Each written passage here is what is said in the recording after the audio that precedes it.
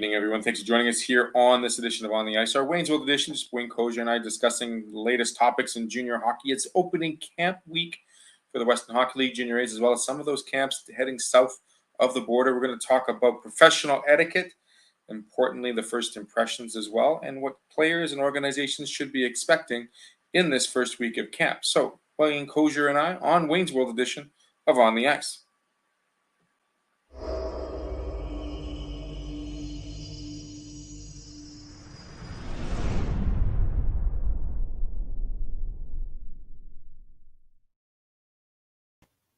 Wayne, good evening. Thanks for joining me. Beautiful day in Saskatchewan, Manitoba. It absolutely is. It's a gorgeous day. This time of year is some of the best weather of the year as these camps get fired up. And hey, I got to say that rock and roll music on that On the Ice intro, I love it, man. It gets me jacked up and pumped every time I hear it. Well, it's good to have once in a while. We got to get you ready to rip roar because this week the boys should be ready to go. If they're not ready to go, we'll get to this later on in the episode. But they got some things they got to figure out because it's camp week and best skate forward. But before we get to that, the upcoming webinar for yourself and Trailblazer Hockey, such an important matter to discuss because when you talk about first impressions, and I see kids around the rink, all throughout the summer going to camps. They got the buckets on, they're on backwards, the hair is disheveled, they're showing up in Crocs and socks and whatever the case may be. But talk to me about how important it is, that first impression, when it gets into junior camps and AAA programs and what it means to a player for the organization. Absolutely, Theo. And yeah, I mean, we all know that first impressions are lasting impressions. So it's always good to dress to impress. I mean, you don't want to overdress, right? When they say casual wear or business smart type thing, you don't want to show up in a 3-piece suit and stuff like that. But as much as anything, make sure that you're tidy. It's always important that your hair looks good type thing, that you're well kept and stuff. It does make first impressions. And, there's still a lot of what I'll call the old school type general managers and coaches. They like nice, neat hair and stuff. And, the old army type, like, it does not mean it have to be short. Even if it's longer, it's just got to be, well kept and stuff. And so that's important. So don't forget that there is still some old guys that are part of the decision making and stuff. And, as you kind of alluded to, we plan on doing a webinar here at Trailblazer Hockey in September with a topic of, kind of doing media interviews, which is, again, a lot of things that these young men and ladies get into as they get into these main camps. And, you want to be prepared for that and put forward a good impression because, a lot of people are going to see those videos. And so it's important, you know what you're doing and come across as professional and well-spoken. As much as you and I are very professional with what we do, Wayne, here on Wayne's World, as well as with Trailblazer, you'll see in my background several different sports that I allude to and I attract myself to. Behind you is several jerseys of billets and past players and your son, of course. It's important to have that image right off the hop. If you are doing a video interview, make sure that it is looking professional, neat and tidy behind you just as much as it is on you. Business smart, business casual clothing, of course. It also leads to the fact you talked about, old school, not mentality, but, older GMs, older coaches still getting used to the whole video footage idea. And that media etiquette is something that, a lot of teams are starting to look into in terms of, not just, developing an idea of what this potential player is, but looking at their attitude and their effects on social media and their presence. That's a really important thing to start cleaning up as well for these players, because as much as there is a digital fingerprint left, we want to make sure that their fingerprint is as clean as possible come junior camps. Yeah, absolutely. And I mean, first and foremost, really, you shouldn't be posting anything that's, I'm going to say, even negative or that would reflect negatively on you online. I mean, that way you don't have to go back and clean it up and stuff. And as you say, there is still some footprints that get left behind. You think it's deleted off your account, but it's still maintained in some of the caches that can pull that stuff forward when somebody Googles it and searches it and stuff. So, just the number one rule is when you're commenting on social and media, it should be like you're speaking to your father or your grandfather or someone you really respect. It should always be polite, professional, and try to focus on the positive. Too many people, particularly on Twitter, they just look to attack people and discredit everybody. Like, just don't get into that. That won't reflect good on you.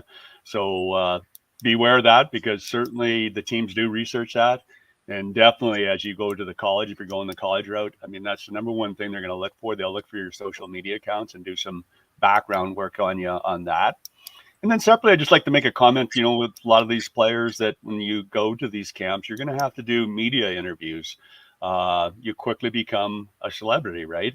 And so the local community wants to hear from you. So whether it's the local radio stations, the local TV stations, or just online stuff with the team, they're going to want to interview you and put a face and a personality with a name. So it's important, much like a hockey game, you got to prepare a little bit, right? So if you know you're going to be doing a media interview, do some preparation, anticipate questions. Again, get focused in on what you're going to be doing type thing, and try to be, again, positive, be complimentary. I mean, people love to hear that stuff, right? It doesn't want to be all about me, I type thing. And, you'll come across a lot better. And so we really think it's important that we kind of share this insight with our players as they climb to these higher levels, so that, they can present themselves more professionally, and that will help them going forward. It's one thing to obviously give the right answer, positive answer, but we're also noticing that players, in the professional and the junior ranks especially, are giving out, not, I want to say the generic answer, but they are putting together, a rehearsed answer. Mm-hmm. And as much as we think it's a bunch of fluff and whatnot, it's also making sure that the player is in a safe place and they're not saying too much. But at the same time, when they do want to open up a little bit, we tend to read a little too much into it in terms of media. And I think for players, I think the best thing to do is practice. And like you said, maybe ask some of the current players, or, some of the staff that's around, what type of things should I be saying or asking or doing? And there's nothing wrong with asking that, because it gives you just more information to be prepared, so that when it's your turn, you don't have your skate in your mouth and you're able to say the right things. Exactly. And the other thing to remember as a younger guy, you're not going to nail it the first time. Nobody will, right? You and I both went through that too, right? It's you'll get better with practice, and just like your game, look to improve each and every time you do the next interview. Yeah, and do take that practice. Do take it serious, because you may think you have a second chance of saying that answer again. Just, you might be saying it with a different team or a different organization. You never know. We'll leave it at that. That webinar will be launched, or the date will be set up here in September. We'll give you details as it comes awry, and who will be joining us. Will there be a panel, you think, Wayne, or just a one-on-one? Or I think what we're going to do is we're going to have our director of marketing out in New Brunswick there, John Quinn, who's been a long time with the St. John Sea Dogs, who are the reigning Memorial Cup champions. We're going to have John as being the guest speaker, and I think he'll kind of lead it. And, there'll probably be a couple panels. I mean, obviously I'll be there to help out, and who knows, we might even bring in a media star like yourself to help out. I don't know, star, media, sure. Star, I don't know. We'll see what happens. Topic 2 this evening, sorry.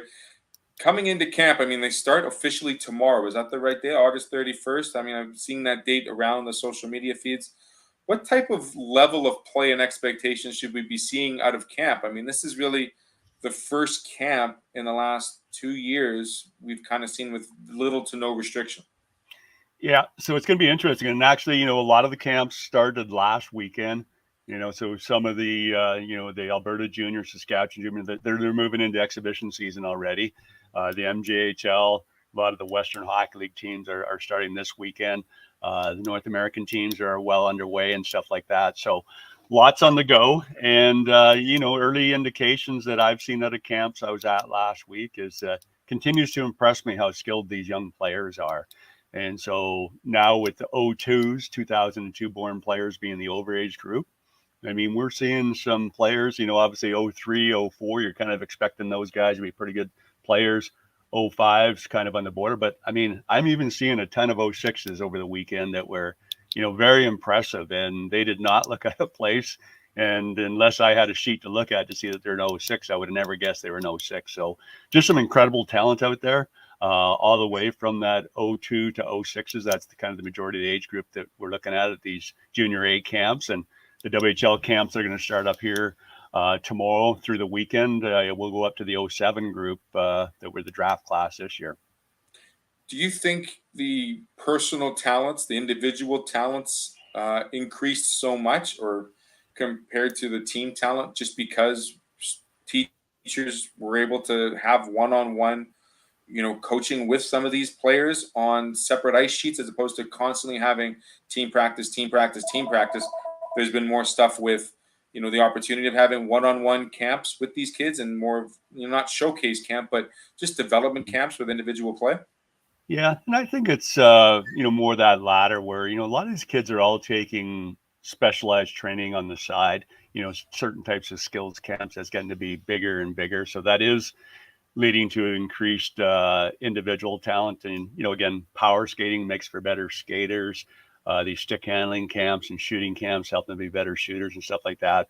Which is important. But again, there's a lot of things that are more important from a team aspect. And though your individual skills may impress to a certain level, it's more so your team skills that'll impress. And, so again, as much as you want to show all that dangling and different stuff, it's going to be probably more important. You can make some nice plays, have good vision of the ice, see when guys are open, and make the right play. And obviously, the individual talent will only go so far. I mean, we all know the player that skates 200 by 85 with the puck on their stick realizes that's only about 2 to 5% of the game nowadays. The game is played 90% without the puck. And these kids learn to do so much more without the puck. It's those skills that we're seeing developed in those one-on-one, those development camps, those extracurricular camps, if you will, because that is what's making it a true well-rounded player. I'm sure you've seen a lot of that, Wayne, where you're seeing the hockey IQ just increase that much more, not just with puck on stick, but without the puck. What are those players doing to get into a better position, move into a better space? And it's truly amazing to see, from the young age of 10, watching kids do this. It's truly impressive to watch what they can do without the puck. Exactly. And I think, that kind of bridges almost into the next topic that we'll talk about. But, of course, players got to realize that particularly the coaches, the GMs, the scouts, they're watching as much what you're doing away from the puck as when you're doing with the puck. And, we've harped on the intangibles to nausea, that it's so important to have that positive body language, be competing all the time, working hard. And that means kind of not only competing for pucks, but when you come off on changing on the fly, you got to come out 100 miles an hour, right? Get to that puck and get to the player, get to the right spot. Same as when you come off, you got to go off hard. So that means you can't stay out there for 90 seconds. Too many players mistakenly think the longer I'm out there, the more time I have to make impression. That's dead wrong. First of all, you're going to be tired. So you're going to be slow. You're going to make mistakes. So treat it like a game. That typical 45-second frame. If you work hard, even if you're in good shape, you shouldn't be able to perform at your top level past 45 seconds, really. Yeah, it's one of those things where you have your element of what you do and what you do best, but then exceeding that or trying to push outside that envelope isn't maybe the best step forward for you. And it's when you start making those mistakes that the organization and other coaches start seeing that you may not be, you're trying too much and you're gripping the stick too hard, or you're bending down too much on that edge kind of thing. So what are players learning about other players that they're working with in camps? Have you seen things where, players are starting to quickly see how one player develops a play versus, not seeing that a couple of years ago, and just, seeing a north-south game as opposed to more elements being put into play?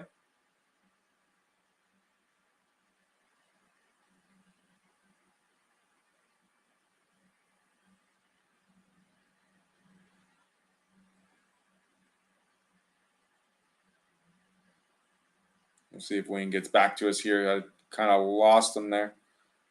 Good question too, actually, because watching a lot of these players moving around and whatnot, doing their thing, it's great to see the puck handlers being the puck handlers, the stick handlers being the stick handlers, the shooters being the goal scorers, the defenders being the guys that are laying them out.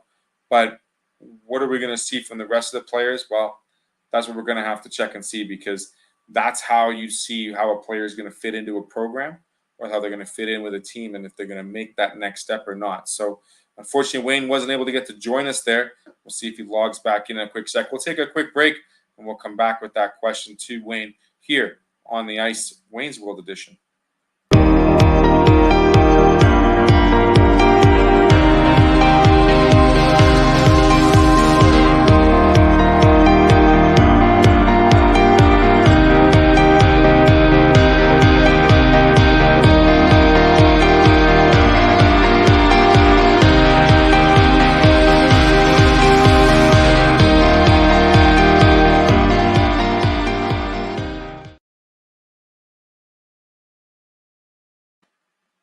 I'm going to see if Wayne can join us up here one more time. There he is. There you go. My apologies. I think that's on my side. I got some new virus protection software, and it caused me nothing but technical problems. Difficulties, we'll call it that.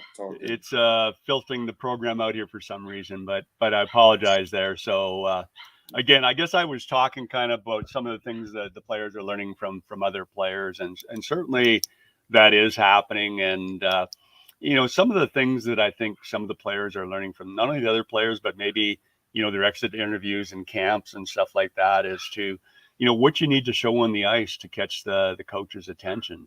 And we've not only talked about the intangibles, but I think you realistically as a player have to assess what is your opportunity with the team. And, I remind, some of our younger players would be in the 06, 05, even 04 range. I mean, they're just coming out of U18 into junior hockey, is that you can't expect to probably be looking at being a top 6 player. You're probably going to be a bottom 6, so either the third or fourth line. So third and fourth lines aren't necessarily looking for high skilled scoring type players. I mean, it's nice if you have that skill, but the third and fourth line needs to be energy guys, physical guys, shutdown guys, be more of the guys that block the shots and stuff like that. And so it's a critical part of being a part of the team. And so I think some players are frustrated when they're a really good player offensively, maybe not quite good enough at the junior level, but still for their age, they're good, and don't make teams. Whereas some guy that's just, going out there hitting everything that moves, block shots and stuff makes the team. And that's because that's the type of player they need on the third and fourth line. So just, one of the key learnings out of these camps that I think many players can learn, you got to know where's your fit, what's the opportunity on the team. That's exactly it.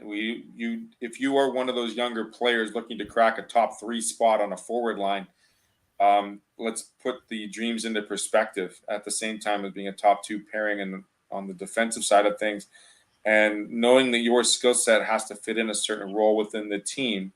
The team's not going to find or reinvent the wheel with you, and how you're going to work with that team is imperative to your skill set. So Wayne, a bit of practicality. Plan B, always got to have a secondary plan just in case. We've always said that in course of all the intangibles we've discussed throughout the summer.